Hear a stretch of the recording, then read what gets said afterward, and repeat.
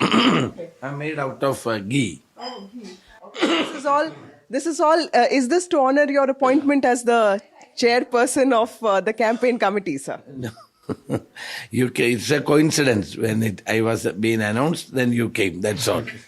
Congratulations, sir, and help. We saw. Come to my house. It is my duty to give you something traditional food of Kerala. Huh? How are you looking at, I know you're this man who had 6 yatras in the state. I remember 2020 when you did the same yatra that Mr. Satishan is doing. When it comes to the UDF's prospects, Mr. Chennithala, how confident are you? Because in 2021 also there was an expectation will come to power, but history was made. Local body polls have been good for you. How confident that the winning streak will continue? See, definitely the winning streak will continue. Of course, last election we lost because of the COVID and all other reasons. And there was a secret understanding between BJP and CPM to get out of Congress party from power. This all worked together. So now the situation is entirely different. All the by-elections except Chailakara, we won. And we won the parliament election, 18 out of 20 seats. And after that, the local body election, it was a big victory for the UDF. We more than 60 to 70% seats we captured in the local body election. And now this assembly election is coming. I think that the winning streak will continue and we will form the government with a comfortable majority. You keep saying that there is a secret understanding between the CPM and the RSS, but they keep saying that Congress is dependent on Muslim votes, Jamaat and all that. Is this just a narrative that you're creating, or is this the truth on ground when it comes to the Sangh-CPM relationship? I'll give the arithmetic. Last election we lost by 4% votes. We got 40%, CPM, LDF got 44%. Before that, the parliament election, BJP got 14%. But in the assembly election, they got only 10%. That 4% vote made the LDF to continue in the government. That is the point. And 69 constituencies, if you can analyze, 69 constituencies, BJP vote and BDJS vote went to CPM. But this time it will not work. Now, people understood this. People understood this and people are tired with this government. People are tired with this. 10 years is a big period and they have not done anything for the betterment of the state and the people.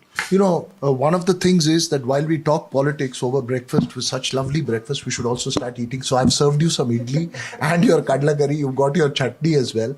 I'll take some put. You want to take puttu? Very nice. Yes. That's Kerala puttu. He's a Kerala man. I am very keen only on puttu because I come from Tamil Nadu. And that's why you gave him idlis, huh? Yeah. No, I thought he likes idli, so I gave him idli. Rice. I know. Rice cake and that bit puttu, and then you have all the chutneys and the fruits and everything. But I just wanted to ask you, we're sitting... This chutney is better than this. Okay. Both are different tastes. Huh? Okay. What is the difference between the two chutneys? This is little watery. This is not with water.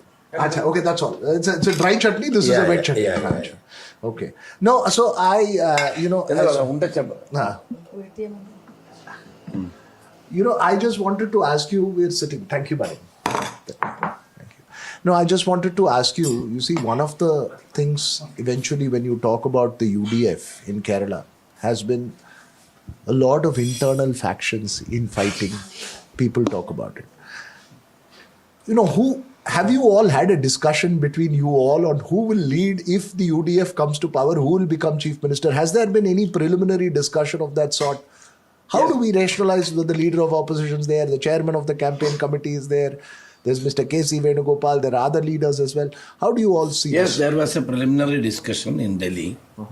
All the important leaders were called by Mr. Congress President Sri Mallikarjun Kharge in the presence of leader of opposition Sri Rahul Gandhi. We discussed threadbare of all these issues. And finally it has been decided that after the election, the High Command will decide about the Chief Ministership. So we all pledged that we will all work together. There is not a discussion in Kerala, party or outside, about the Chief Ministership. You know, the Congress party has got a practice that we will not announce the candidate, the chief minister candidate in advance. So that system will follow.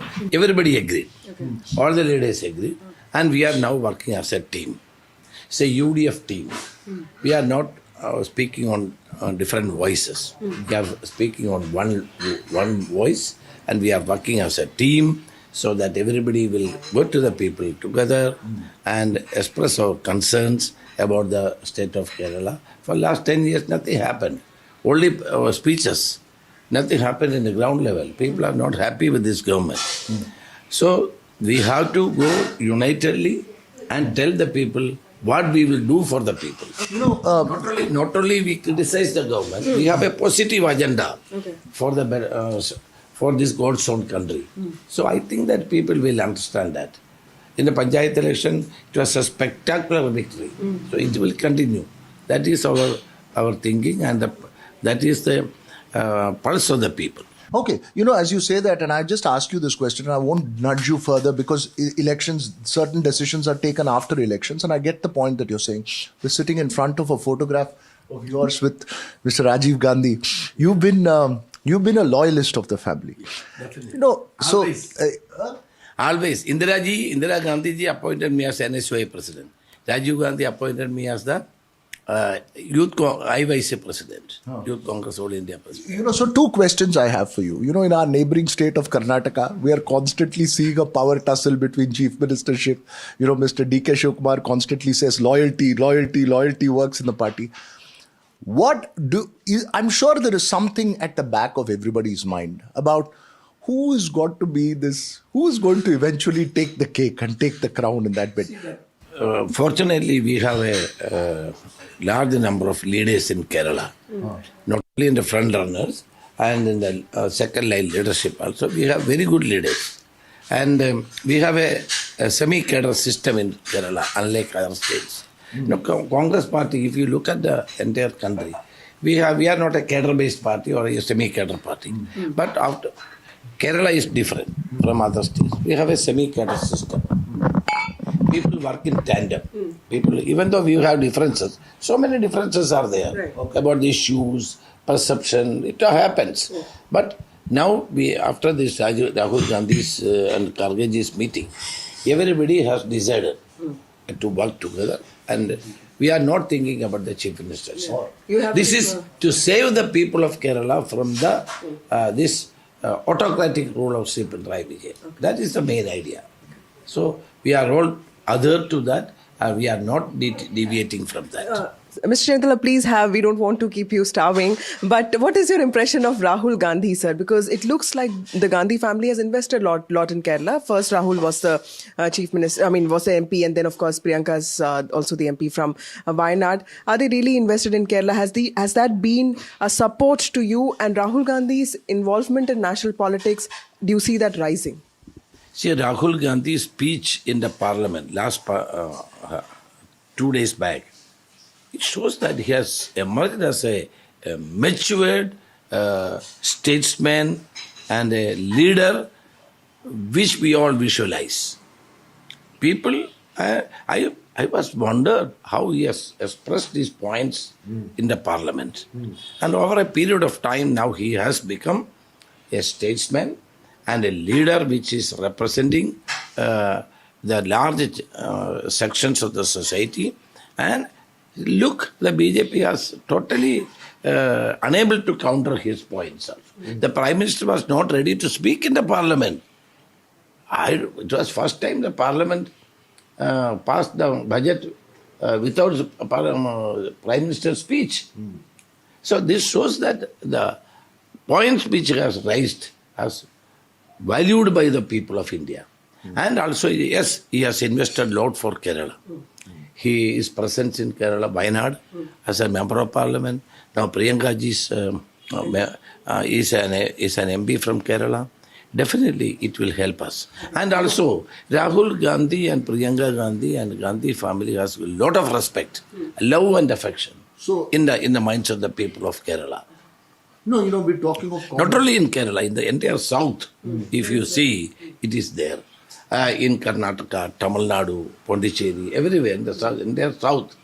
The south is very different from the north in many ways. No, you know, I'm not saying that north they are not being liked, but more affection, love and affection is there in the mind of the people of south. But in the north also, now people are realizing the facts. No, you know, so South is different, I agree, and Kerala is also very different from the rest of the South. Each state has its very unique identity, and I want to come down to one issue that sort of dominated the national narrative as far as Kerala is concerned, is this Sabrimala controversy that's been playing out. Where does the Congress really stand on this? Because you see the expansion, and correct me if I'm wrong, Ashwin and Vasudha, the expansion of the case, the way the case is going, there are allegations that something's happened during UDF regime as well. I mean, how do you see this Sabrimala controversy playing out on the grassroots? Will it really have a resonance, or is it just one of those issues? Will this have a serious resonance on the ground? Even this Arun Prakash issue and all, he just felt that it's not completely against the LDF also. Do you feel that way? Sabrimala is the worship place for all communities. It's a symbol of secularism. This is the only one temple in India where everybody can go. Christians, Muslims, cutting across all caste communities, everybody can go. So it's a symbol of our national unity and secularism. The unfortunate thing happened there was the women entry and all these things. This government was done that. Now they are abandoned that. And now this gold theft is a very serious issue. All 4 leaders of CPM are in the jail. One is a former Devasam Board president. Second is an MLA of CPM. And he was a district secretariat member of the CPM.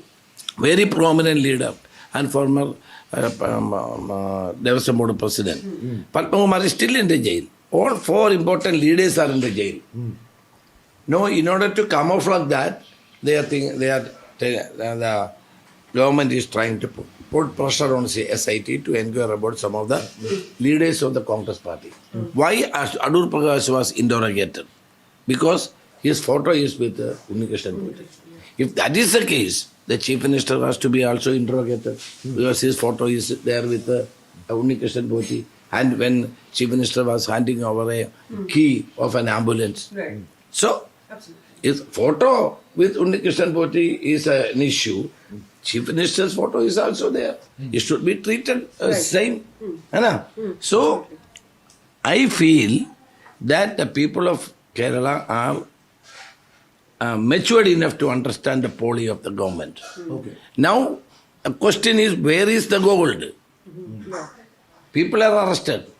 Now, one by one, everybody is getting bail because if you are not giving the Kuttapatram, charge sheet, then they will get, after 90 days, they will get bail. Yeah. So everybody is getting bail now.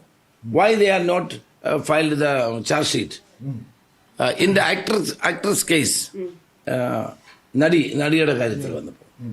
actor's case, partial charge sheet was being filed so that the culprits couldn't get bail. Yeah. In this case, I am posing a question, why the government has not filed, or the SIT has not filed the partial charge sheet so that these people could not get bail? Nobody answered this question. As we answer that question and as we pose that question, I think Ashwin is the only one who's doing justice to the appam on the table. He's doing justice to the appam on the table with kadla curry. He lives in Kerala, that is why he is interested in that. No, I want to ask, sorry, very quick, quirky question. Appam versus puttu. Which do you think is, which takes number one cake? As far as myself, I like puttu. I go for appam. Appam is our speciality. Yeah. Okay, go ahead, Ashwin. This is big advantage, the Sabrimala perception that, CPM MLAs, former MLA working members were there, being jailed. Perception is there, anti-incumbency wave is there. A huge advantage is there for the UDF.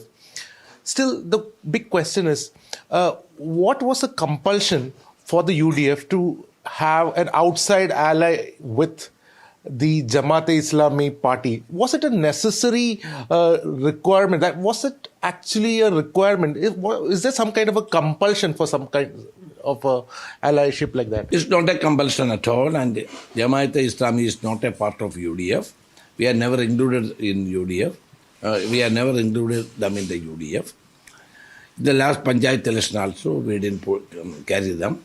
Only thing is that there are so many social groups in Kerala. Individuals are there. Those who are opposed to the state government and their policies. If anybody will support us, we should not say no to them. That's all. Yeah. And we are not included them in the coalition, UDF, United Democratic Front coalition, or anywhere. So if some no, that's all. That's the only thing. But this social group seem to have more leverage with the UDF. No, they are not able to do the same thing with LDF is the sense. Because the last 10 years, they are fed up with this government. And they are tired with this government. And they are not contributed anything for the welfare of the state. Only speeches, only advertisements. You can see advertisements everywhere. They are spending crores and crores of rupees from the exchequer to whitewash their face. But the people of Kerala will not allow to do that. You know, when you say that very strongly against the LDF, I want to ask you this question. Do you see Kerala eventually becoming a Congress versus BJP state? Do you see the LDF remaining the principal opposition in Kerala, even if, let's say, they lose the election? And I'm just making a conjuncture here. Do you see the rise of the BJP as a threat in Kerala? Kerala is a secular state. Definitely BJP has no space. In the Trivandrum corporation, it was an aberration, and it was only an aberration. If you look at this Panchayat election closely, you can see that wherever they won, they lost in this election. For Pandala municipality, they won the last time. This time they lost. If you look at the total percentage of the votes which they secured, they are coming down. Because as capital city of Trivandrum, they are getting much publicity about that. And also, I don't think that... So you don't see the BJP replacing the LDF as the prime pole of this one? It is not going to become a Congress versus BJP state? No. This is Congress versus CPM in Kerala. And the last election also, BJP cannot have any... They didn't win any MLA from the state. Out of 140, they couldn't get even one seat. But they got an MP, no, sir? They got an MP. That is with a different reason. Suresh Gopi is not a BJP hardcore activist. He contested 3 times, and he is a film star. Right. He's a superstar, and because of his as a star, he will get support from the people. But talking about another MP, sir, we are in Thiruvananthapuram. What do you see Shashi Tharoor's role? Because he's also the co-convener of the campaign committee.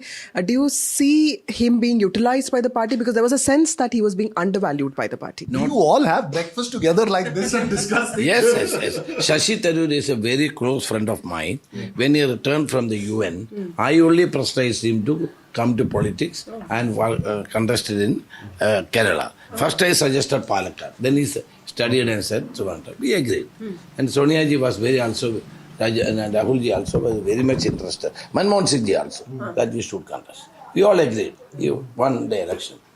And we are always very close because in Kerala, we wanted to keep him with us. And he is an asset to the party. And he is traveling. In this election, we will utilize him properly. He will go and campaign for every Congress and UDF candidates. Okay. We have decided that. He will go to every place and he will campaign for us. Okay. And after the meeting with Rahul ji and Kharge ji, now his mind is clear, his vision is clear, his thinking is clear. He is totally with the Congress. He has got some grievances. It has been sorted out in Delhi. We have already sorted out. We have no problem with it. Okay. Sir, what is your relationship with K C Venugopal? Because in Delhi, there is a speculation that he is also a chief ministerial face and extremely close to the Gandhis. Do you see him as a colleague? How do you look at him? He and Sadishan, both are my younger brothers. I only promoted them during my political career. They are good people. They are efficient people.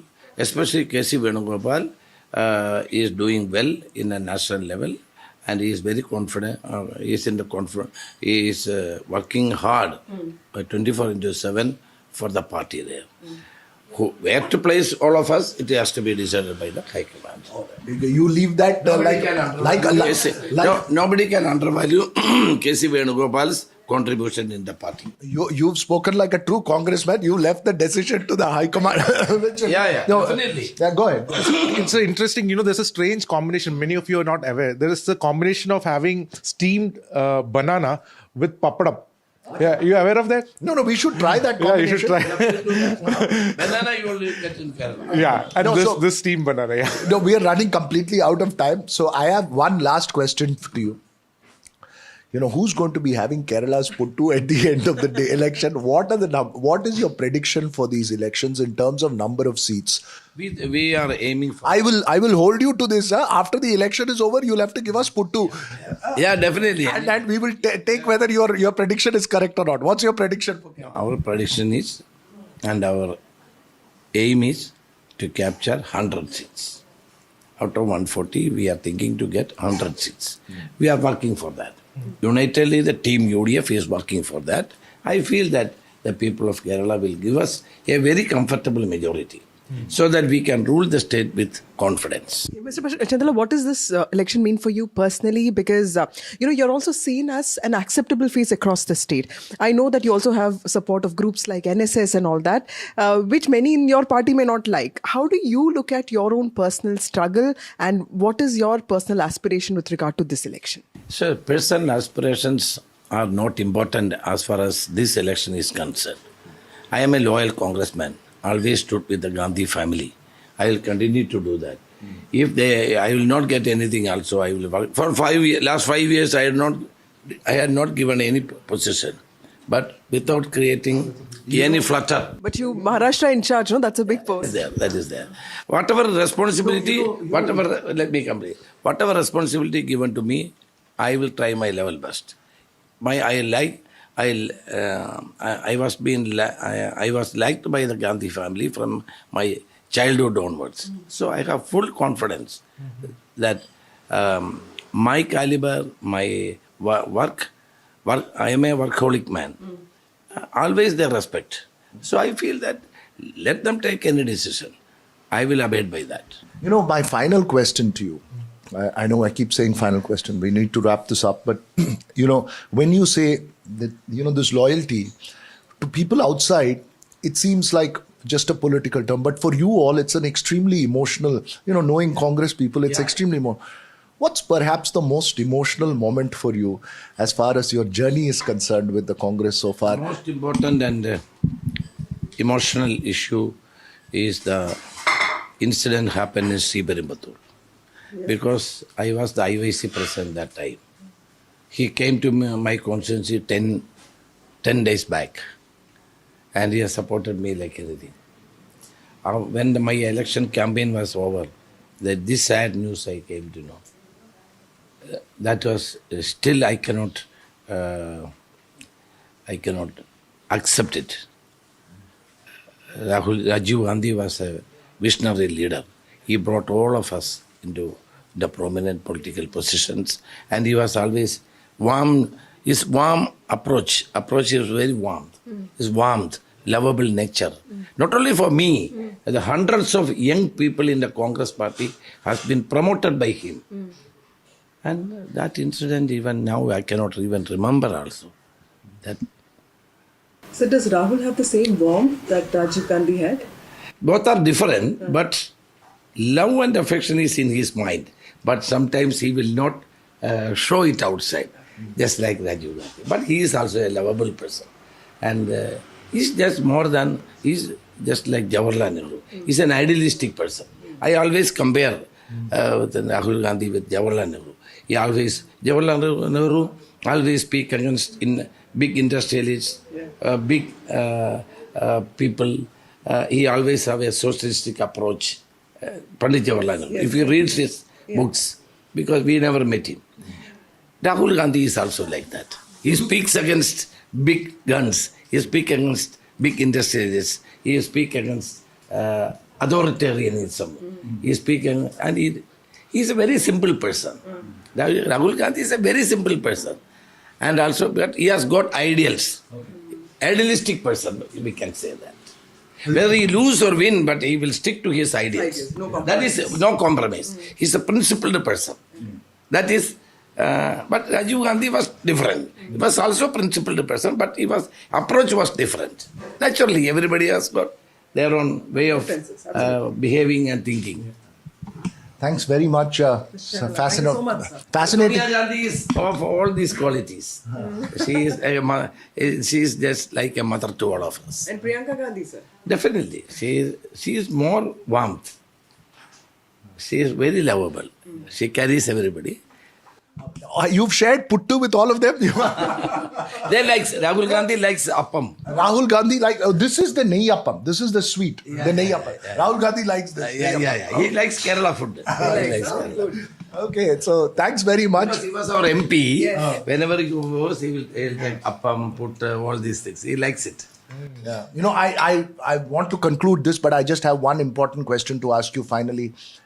How important is Kerala to the Congress? Because it's one of the last states, apart from Karnataka, where you're in power right now, which is still seen as, giving back 19 MPs to the parliament, etc. How important is this election for the Congress in the long run? Not from a Kerala point of view, from a national point. Yeah, national point of view, it is very, very important for the Congress party to win Kerala election. Always Kerala will show the way to the nation. So, if we will win this Kerala election, definitely this is the sign for 2029. Okay, This will give a message to the entire country that 2029, Rahul Gandhi has to come in the prime post of this country. All right, on that note, we'll leave this conversation here. Thank you. It's very nice. This is very good. Vasudha likes the dry chaman tea. Yes. And you've introduced us to boiled banana and papadam. Wow, this is a combination. I'm avoiding fried food, but I'll have it. Yes, sir. Thank you so much. Thank you so much for the breakfast and for the conversation this morning.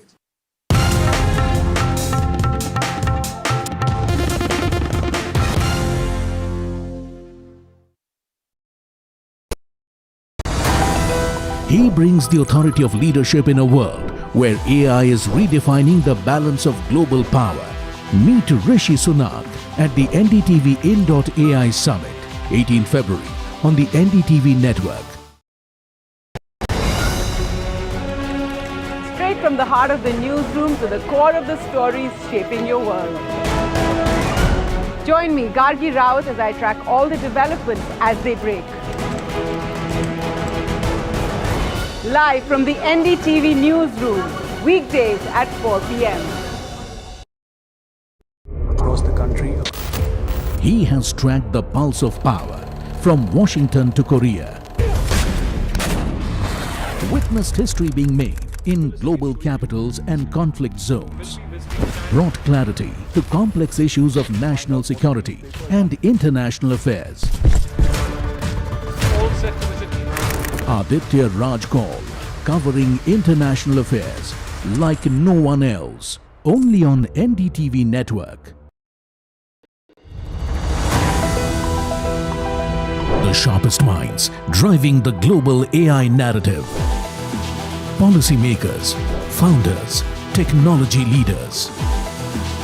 Global perspectives, Indian priorities, the definitive conversation on AI.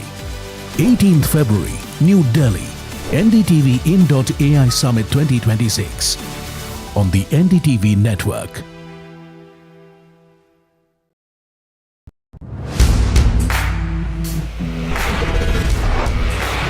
Alright team, our new order show is ready. Now we need a promo. Something cool, something sharp. Well, I'm sure we'll be having outstanding reviews, solid suggestions. Expert advice, the latest trends. It's a lot simpler. We'll help people make the right auto decisions. It's got the cool stuff, geeky stuff, serious stuff, all of it, so that you can discover, decide and drive. I'm Siddharth Sharma and I am your Automate.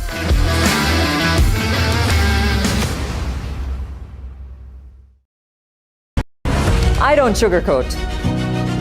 I shoot straight and tell you stories the way they need to be told. Unfiltered, unafraid, unmissable. That's how I roll. Watch me, Priyanka Deo, on NDTV World. Namaste. Across innovation, economy, and ethics, he is shaping technology that defines the next era of growth. Meet James Manika at the NDTV In.AI Summit, 18 February, on the NDTV network. 21 days in Kashmir. People have bombarded me, friends, with requests for an unfiltered list of things I saw and observed on the ground. Very special ground report from the line of control. There were some children who've lost limbs in the shelling. They're now India's smallest but possibly the most powerful crime family. Cough syrup has killed at least 25 children. Gaikwad sahab, aise mat kijiye. Suddenly people are wondering about the weaponization of India-Pakistan cricket. We live and breathe elections. You will not believe your eyes or ears when I show you what I'm about to. And for a country that has fought so many wars in the mountains and at high altitude, we're standing on the Indian Navy's newest warship. The line of control, Shashi Tharoor, NDTV.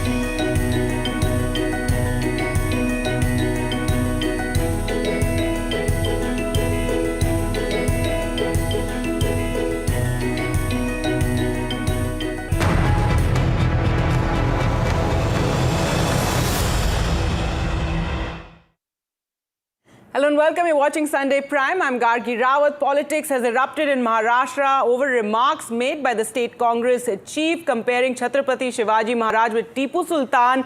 The statement triggered sharp backlash from the BJP. Chief Minister Devendra Fadnavis terming it highly condemnable. The controversy once again highlights how history, identity and electoral politics often collide. That's coming up ahead. We'll have a debate. First, a look at the headlines. Prime Minister Modi hails trade deal with the United States, says political stability helped block a good trade deal, slams the UPA-era economic mismanagement, says decisions left India unable to negotiate from a position of confidence. All eyes on the big India AI summit this week as tech honcho set to arrive in the national capital. The Prime Minister says India laying the foundation for a thriving AI ecosystem.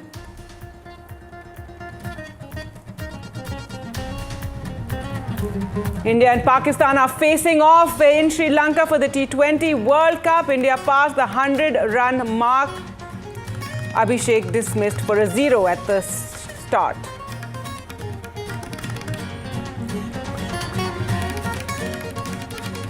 Congress flexes a muscle in Tamil Nadu amid power sharing demand with the DMK, says respect is paramount. DMK leader hits out, says Manikam Tagore became Congress MP with the DMK support. Maharashtra Congress chief booked for likening Shivaji Maharaj to Tipu Sultan. Complaint filed by BJP leader Owaisi wades in, says Tipu better than Savarkar at least, who begged in front of the British.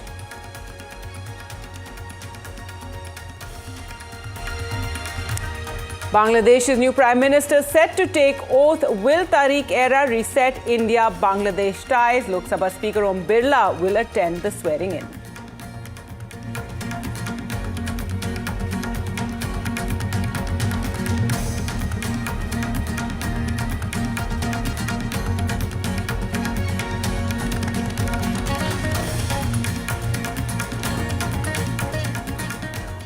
All right, let's get you more details of the row in Maharashtra. Currently, the big political row with remarks on Tipu Sultan. Now, the controversy began after the Maharashtra Congress President Harshvardhan Sapkal compared Chhatrapati Shivaji Maharaj with Tipu Sultan, calling Tipu a great warrior and a true son of India. Chief Minister Devendra Fadnavis hit back sharply, terming the comparison highly condemnable and warning that equating Shivaji Maharaj with Tipu Sultan will not be tolerated.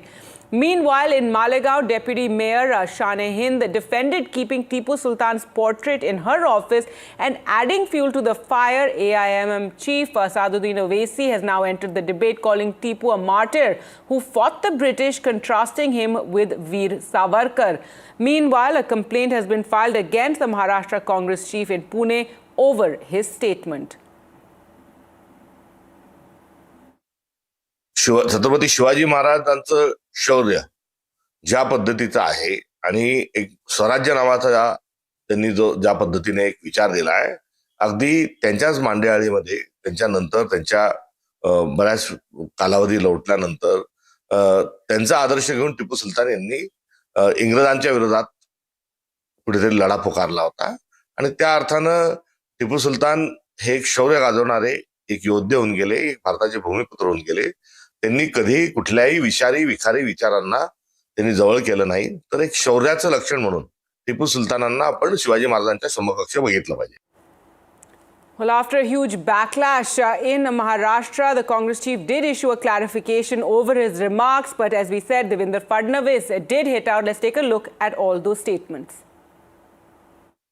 मूळ मला जो प्रश्न विचारला होता त्या प्रश्नाच्या अनुषंगानं माझं वक्तव्य आहे. त्या वक्तव्याला तोड मरोडून त्याला दाखवण्याचा जो प्रयत्न केला जातोय तो निंदनीय आहे. मी चर्चेला तयार आहे. जो प्रश्न विचारला होता त्या उत्तराच्या अनुषंगाने माझं विधान आहे. शिवाजी महाराजांचा जाज्वल्य स्वरूपाचा जो पराक्रम आहे तो अद्वितीय आहे. कांग्रेस के अध्यक्ष हर्षवर्धन सपकाळ ने जिस प्रकार से छत्रपति शिवाजी महाराज की तुलना टिप्पू सुल्तान के साथ की है, हम इसकी निंदा करते हैं.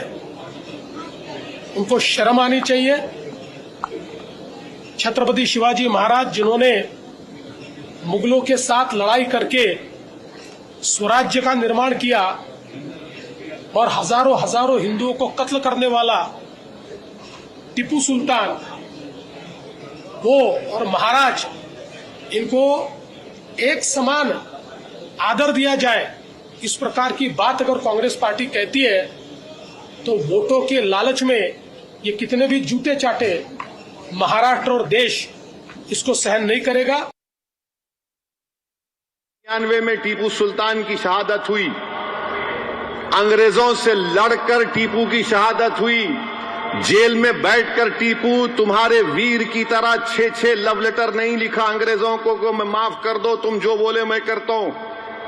टीपू तलवार लेकर अपने मुल्क को अंग्रेजों से आजाद कराने के लिए शहीद हो गया और अंग्रेजों को टीपू से इतना डर था. गांधी ने अपनी यंग एज मैगजीन में लिखा कि Tipu Sultan was the embodiment of Hindu Muslim unity. यानी वो टीपू सुल्तान हिंदू और मुसलमानों में मोहब्बत का यज्जाई था. All right, so that's the big political controversy in Maharashtra. To talk more about this and, the fallout with a case also being filed against the Maharashtra Congress chief, we're now joined by R.P. Singh, national spokesperson of the BJP, Professor Geeta Bhatt, political analyst, someone who supports the BJP, and Waris Pathan, a national spokesperson of the AIMIM. We'll also be joined by Tehseen Poonawala, political analyst who supports the Congress party. First to you, R.P. Singh, does the BJP believe any comparison involving Shivaji Maharaj is unacceptable, or is this specifically to do with historical figures like Tipu Sultan? Well, whom are you comparing with? A tyrant on whose sword it was written, "My sword is for killing infidels." On his sword it was inscribed. So you're comparing Tipu Sultan with Chhatrapati Shivaji is obnoxious. But let me just quote few letters. I mean, because my friends from other parties have been saying that he was a patriot, he was the one who fought against the Britishers. Well, in letter dated that is not 22nd March, contestable, yes. yeah, can I complete? Sure.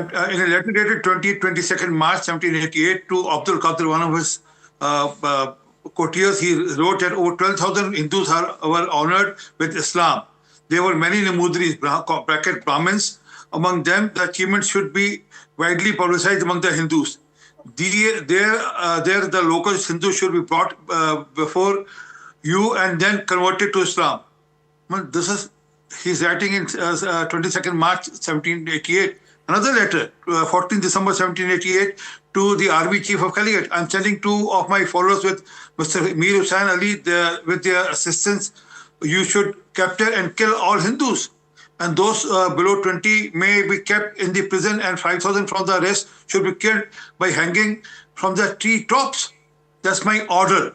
I mean, that's what he's saying. That's my order. The sequence of 5 letters which I have with me, which are different written at different times to different people, like to... All right, but he was an 18th century ruler. He was a wartime ruler as well. There were areas in Kerala and Coorg, and it was more to do with regional. That's what historians believe. And many of those that he warred against were also supporting the British. So and historians do believe he was one of the, first rulers to really take on the British.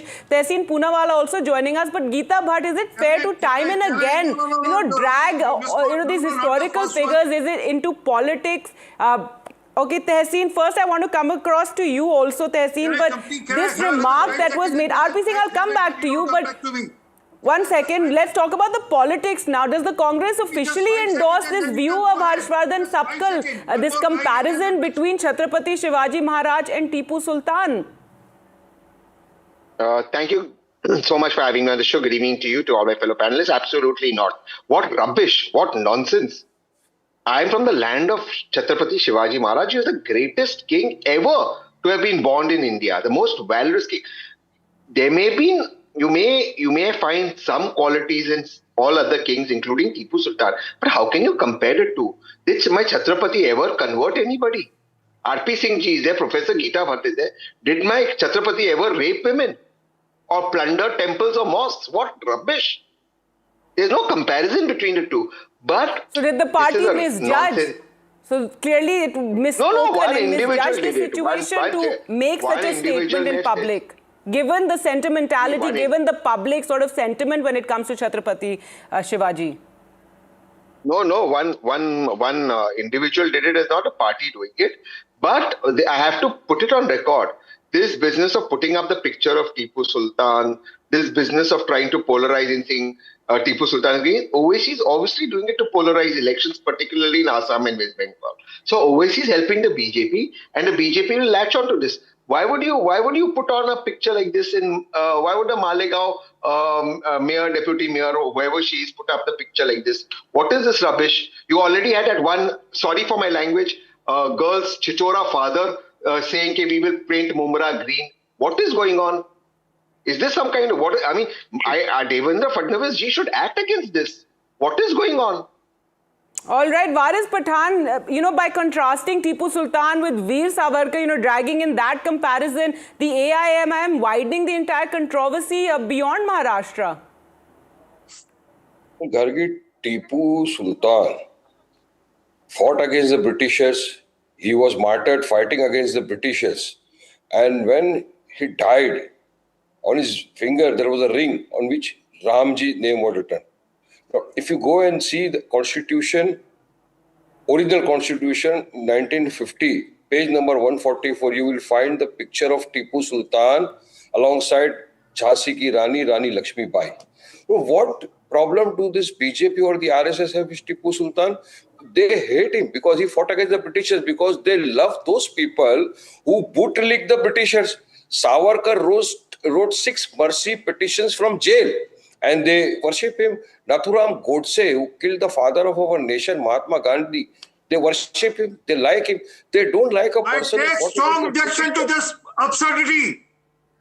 Allow me to make my point. I will come back to you, R.P. Singh. Yes, I will come back to you. Let him make the point. Someone to just Well, Gargi, Always this is not crap a on your proper way to- television channel.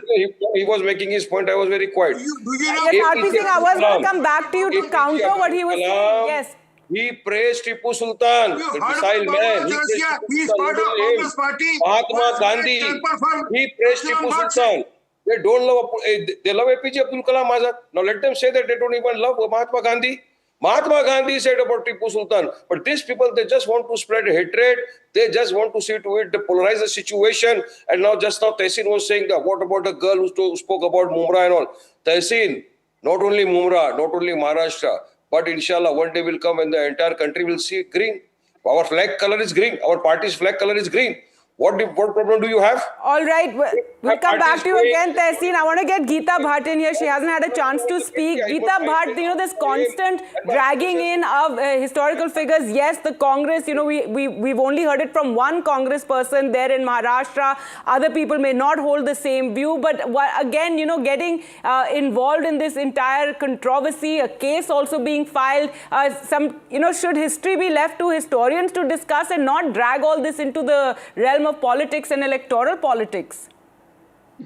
Gargi, it is actually, if you look at how it is that almost every now and then Congress leaders somehow they find an opportunity to to flare communal politics and to create controversies where none is required.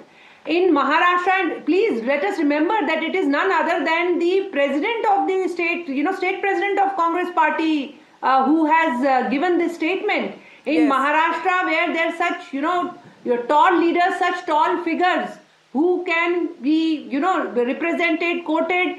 What was the need of making a comparison between, someone like Tipu Sultan, who is best known for his bigotry and massacring of Hindus? More time and again, there are people like, from All India MIM. Now, All India MIM is a party which is representing Muslims, that the party, the name of the party itself, makes it very clear. But why is it that making a comparison with someone, a visionary leadership of Chhatrapati Shivaji Maharaj, someone who, after a long, time in the medieval history, we saw that there was the leadership of Chhatrapati Shivaji Maharaj, who talked about, Hind Swaraj, who talked about self-rule and established it also. So this was actually not required, and what is strange is that none of the political leadership from Congress party has come and denounced this statement. So does it mean that the Congress leadership stands with what Mr. Sapkal has said in terms of making a comparison between Tipu Sultan and Chhatrapati Shivaji Maharaj? These are some of the questions. This is, it looks like one is not able to understand that how hurting sentiments of not only just people of Maharashtra, but across the country. Well, Mr. Sapkal also came out and said that his remarks had been twisted and saying that, I'm ready for a discussion, and saying that, the Fadnavis is only interested in Hindu-Muslim issues, silent on other issues like farmers' issues, agriculture. But yes, RP Singh, you wanted to respond to Waris Pathan. Go ahead. So RP Sir, Waris Pathan is not aware. Petitions were written by Savarkar or no, from jail. From jail, did he not give mercy petitions? माफीनामे पे माफीनामे कौन लिख रहा था jail से, जरा बताओ ना सबको. All right, Geeta Bhatt, just a moment, Professor Geeta Bhatt, let me... Pathan, let RP Singh respond to what you're saying. Yes, RP Singh, go ahead. He interrupted me when I was making my point. Waris Pathan, कभी काले पानी गया कर देखा है? कभी काले पानी के बारे में सोच भी नहीं सकते आप लोग. You can't even think of what went through. आपने सजा काटी, आरपी सिंह बताओ आप. बोलने से पहले 10 बार सोचा करो. पहले 2 लाइफ टाइम मेरे थे. आपको एक दिन जेल काटना पड़े, नानी याद आ जाएगी आपको अपनी. परंतु let me tell you about Tipu Sultan. He wrote a letter to Badrul Salman Khan, and he said he has converted 4 lakh people. He has said he has converted 4 lakh people to Islam, 4 lakh Hindus. And not only that, he was what you're talking. You are more patriotic than Sardar Patel ने sign किया है. संविधान का जो copy है वो सरदार पटेल की sign है. महात्मा गांधी से बड़े आप हो गए. एपीजे अब्दुल कलाम से आप ज्यादा बड़े आप हो गए. APJ Abdul Kalam Azad ne kaha. Let me get in Tehseen here. And Tehseen, so, I think we're all agreed that when invoking historical leaders that, the Congress also should have some sort of sensitivity? What is the need again to, drag in Tipu Sultan? Again, let me say two things. There may be kings across this length and breadth of this magnificent country who were valorous kings. And sure, of course, Tipu Sultan did fight the British. But when you compare Tipu Sultan and my Chhatrapati Shivaji Maharaj ended the Mughal rule and established his empire across the country, the Maratha Empire. Tipu Sultan inherited Hyder Ali's kingdom and lost it. Yes, he was martyred. So you can't compare the two.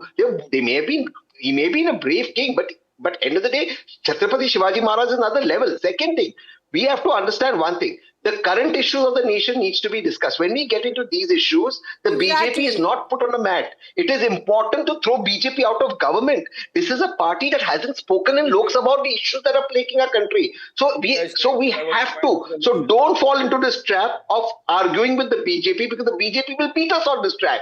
We have to talk on current issues. US trade deal, Bangladesh, these are the issues. Jobs. Right, and instead of dragging in an 18th century ruler, and obviously it was of different times, it was a time of great brutality and regional, power trying to expand your kingdom. But Geeta Bhatt, again, it's issues that, why do we go back into these debates again and again? And this comes a day after a man has died in Mulund, in Mumbai, when a metro slab fell on his head. I mean, imagine we're talking about all these issues when the common man is facing issues like this and just trying to live his life. Well, we see that, in Maharashtra, there is a deputy mayor who decided to put the picture of Tipu Sultan in the office and, sing praises of his rule and trying to justify that why it has been put there. These kind of things, this is, people, when they are being elected to an office, it is expected that they are there for good governance. All right. Instead of that, there is leadership. Point, please, before you close, I'm running out of time. I want to get in. Yes, RP Singh, make your point, your closing comments. Well, let's try to understand. There was a king named Maharaja Ranjit Singh. In his Raj, during his kingdom, he gave gold to Varanasi, and gave gold to Golden Temple and gave gold to one of the masjid in the Again, I'm not sure, shouldn't these topics be left for historians rather than cherry picking certain things and, talking about them? Varis Pathan again, why drag this entire issue? And now you've, opened it up to Savarkar also. So from Tipu Sultan, Chhatrapati, and we've gone to Savarkar. Why, drag all these issues in? Who is dragging? The BJP is trying to divert the mind of the nation from the basic issues, the main issues. They have totally lost from the priorities, Gargi. The priorities today should have been the Epstein file. Now the entire media is about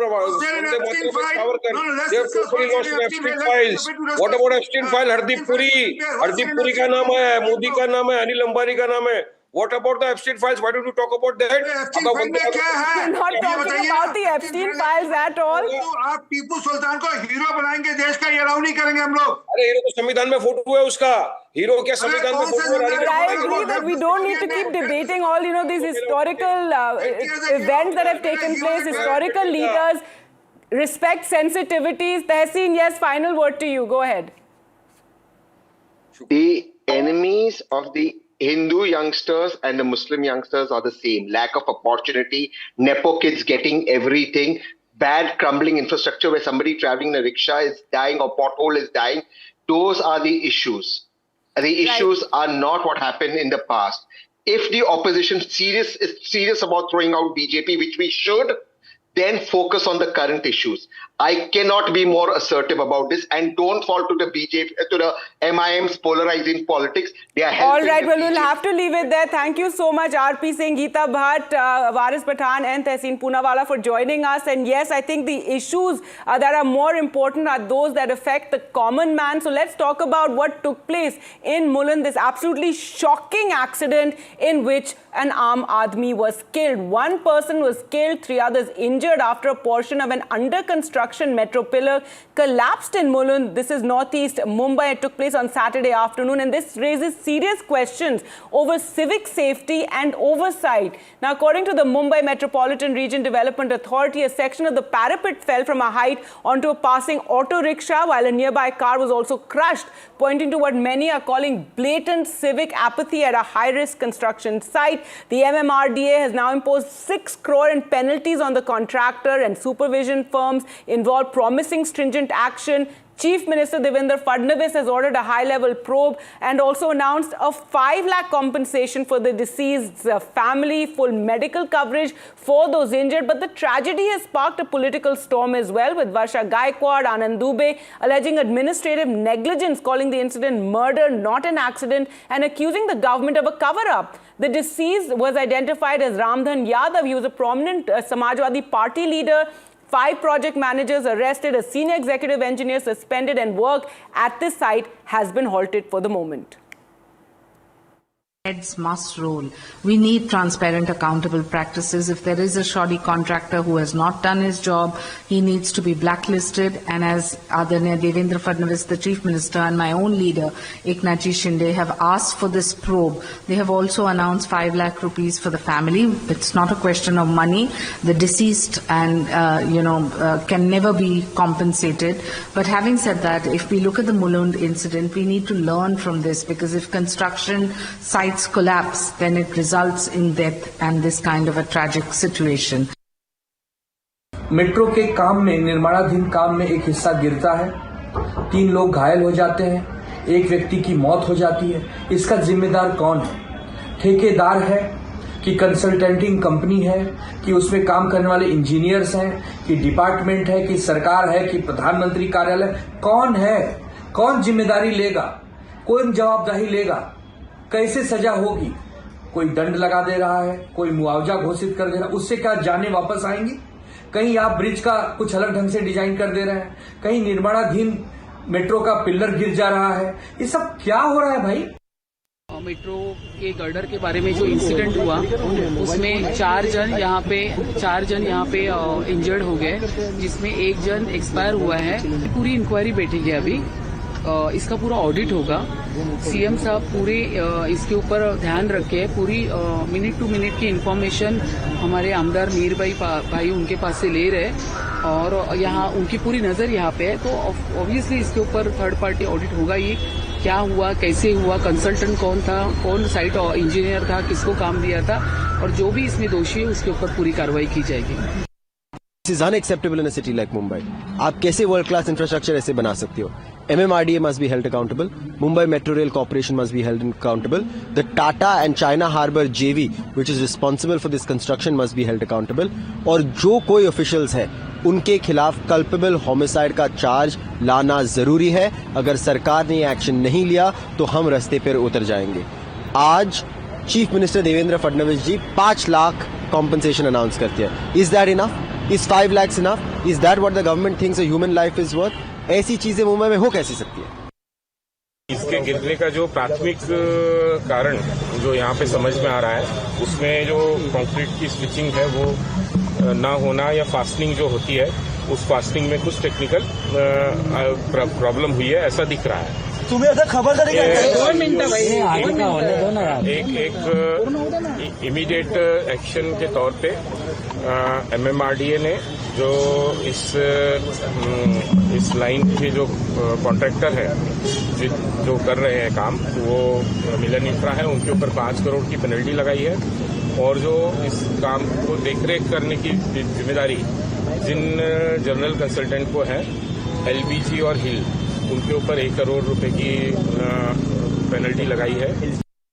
All right, so that's the blame game taking place, but one man has lost his life, and once again due to civic apathy, and this is really the issues that should enrage us. With that, we'll slip into a short break. News updates continue here on NDTV.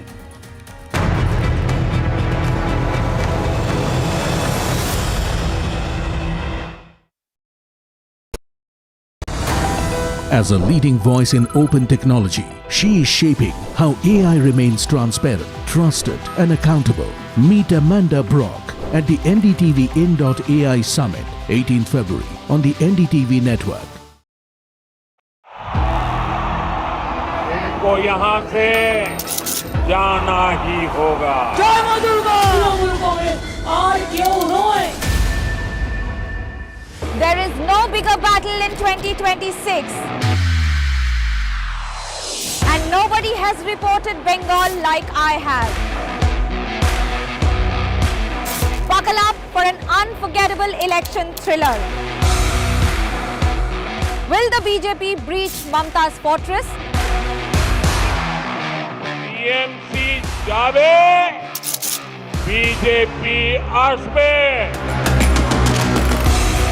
Can Didi fight off her life's biggest challenge? BJP double engine सरकार এই লড়াই বাঁচতে হবে। Battleground Bengal with Manogya Loiwal. He is transforming AI from code into voice and from technology into experience. Meet Marty Staniszewski at the NDTV in.ai Summit, 18th February, on the NDTV network. From 1983 to now, I have seen cricket evolve, but the mindset to win never changed. I tell you that what win matches and what doesn't. This T20 World Cup, let's talk cricket, controversies and more on NDTV. Across the fault lines of AI and geopolitics, he is shaping how the world responds to its most transformative force. Meet Chris Lehan at the NDTV in.ai Summit on the NDTV network. The front lines of Kargil. The fury of Operation Sindoor. So many attacks. The chaos and cries of disaster zones. To fighter jet cockpits. And the world's most defining interviews. It's incredible. He has seen history break. Live, unfiltered. 20,000 hours of live broadcasting. Welcome to Left, Right and Centre. Hard facts. War-struck country. Hard questions. In the Ukraine. 30 years of trust. In the Kargil area. North Ukraine. In France. In Italy. At Srinagar. Time is France. Vishnu Shom for NDTV. Vishnu Shom. Only on NDTV. This is not a regular promo. This script is written by AI. The visuals you are watching are created by AI. The logo, the design, all AI generated. Even this voice isn't human. Because if we're talking about the future, we can't explain it the old way. AI is no longer arriving. It's already here. Understand what AI really means for society, for business, and for you.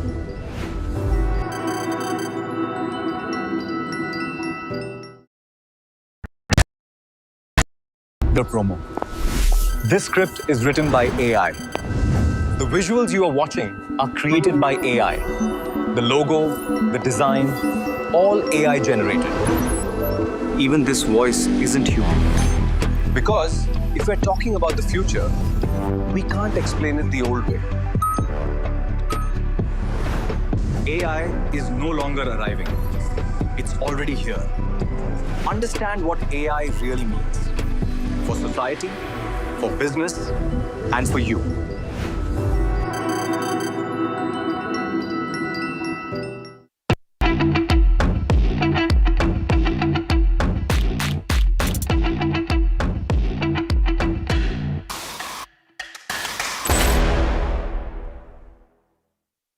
Hello and welcome to episode 35 of the Control Alt Defense podcast, your favorite military podcast where Vishnu and I toss together the big story when it comes to the Indian military, weapons, defense deals. And it has been an incredible week because the Rafale deal, which has been something that's been on the table for the last many months, we couldn't believe it. NDTV broke the story that it was going to be cleared this week, and on cue it was cleared on Thursday. So this podcast is being recorded on Friday. You'll be listening to it at this time on Saturday. But what a week it has been. as far as the Rafale is concerned. There are a couple of other things that Vishnu and I have been tossing around, which is related to this, because we can never get too far away from Operation Sindoor. But a report from Switzerland has gone into unprecedented detail as to the achievements of the Air Force during Operation Sindoor, more than what we had thought and what we had reported so far. Vishnu, let's start off with the deal itself. I know our viewers and listeners are going to say, you guys have talked so much about the Rafale, but we have to do it because this is 3.25 lakh crores. That's easily the single biggest defense deal India will ever sign. RK Singh, the defense secretary, has told the both of us that this deal is going to be signed this year, within this calendar year. I'm presuming it's going to be far sooner than that. The French president is here very soon. This is by all means really, really big, Vishnu, the fact that it's going through and so quickly. We spent a lifetime covering this beat. Yeah. And now finally, after how many years, right? It was in the early 2000s that Dassault pitched the Mirage 2005. Just after Kargil, I'm guessing. Yeah. And now in 2026 is when, the Air Force is getting what it wants. But this is just nuts because it's so important to go through this timeline for our viewers. It's much more than that. In fact, it started in 2001 and now we are in 2026. What the Air Force wanted in 2001 in terms of capability and numbers, not just capability in numbers, it is likely getting with the contract after 2026. It's not happening this year. It'll take years for the planes to come, but at least it's down. Okay, think about it. 2001, the MRCA, multi-role combat aircraft process began. India wanted 126 jets. In 2004, they scratched their heads and say, no, but then, we can't be just single jet. It must be maybe dual jet is a dual engine. Single engine it's not worth getting single engine. Maybe we should look at dual engine as well. That was 2004. 3 years it took them to reach that decision at the Air Force level. I cannot believe that it took them 3 years to figure out that, we need to allow twin engine competitors. Then from 2004 to 2015, 11 years gone down the Yamuna. The original MMRCA tender was officially withdrawn, gone, khalas, right? After all, what started in 2001 ended in 2015 for the MMRCA process. Then in 2016, a year later, we signed on for 36 Rafales. Then it went crazy over here, became Chaukidar Chor hai, went to the Supreme Court. The Supreme Court said there was no corruption. Finally, the planes started arriving in 2018, but only 36 of them, right? Only 36 of them. Remember, 126 is what they wanted. In between, the good news last year, frankly, a little bit out of nowhere, the Air Force got 26 Rafale Marine signed like this. I'm like, this cannot be as fast as this. This is unreal, but it happened. Then finally, on the 12th of February, right, we've got that 114 deal. Acceptance of necessity, it's not the deal, but believe us, it will be the deal, right? So it just goes to show how daft the entire process is. If your Air Force has said all along from 2001 onwards, I need 126 planes. Fortunately, they're getting more, than 126. Why deny them this entire process? They've said every chief after chief after chief. Economy growing at 9%, 8%, 7%. Capability of our adversaries, China and Pakistan, growing exponentially. You sat on the file. It's unbelievable. And now finally in 2026, oh, you know what? You were right all along. Let's give you the planes that you seek.